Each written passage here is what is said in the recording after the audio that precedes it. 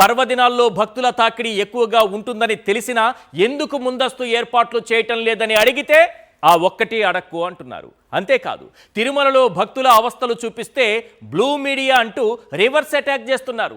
అసలు నిన్న అలిపిరి భూదేవి కాంప్లెక్స్లో ఏం జరిగింది? క్యూ లైన్లలో అరుపులు, కేకలు, తోపులాటలకు కారణమేంటి? ఒక్కసారి ఆ క్యూ లైన్లో ఏం జరిగిందో ఆ దృశ్యాలు చూద్దాం సార్. ఒకసారి ఆ దృశ్యాలు ప్రసారం చేయండి. మనకు పర్వదినాల్లో, సెలవు దినాల్లో, వైకుంఠ ఏకాదశి వస్తోందంటే, కొత్త సంవత్సరం వస్తోందంటే ఏ రకంగా భక్తుల తాకిడి ఉంటుందో మనకు తెలుసు. మన అధికారులకు తెలుసు, టీటీడీ అధికారులకు ఇంకా బాగా తెలుసు, ఈ ప్రభుత్వానికి కూడా తెలుసు. గత సంవత్సరం అనుభవం ఏంటో ఇంకా బాగా తెలుసు.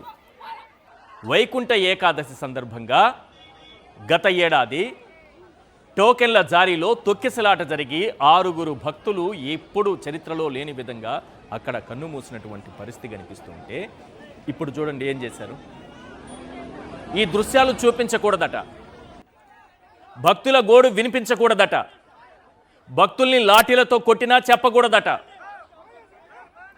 వాళ్ళు ఎన్ని అవస్థలు పడినా పర్వాలేదట. మన చేతగానితనాన్ని మాత్రం బయట ప్రపంచానికి చూపించకూడదు. భక్తుల కష్టాలు బయట ప్రపంచానికి చూపించకూడదు. భక్తుల అవస్థలు బయట ప్రపంచానికి చూపించకూడదు.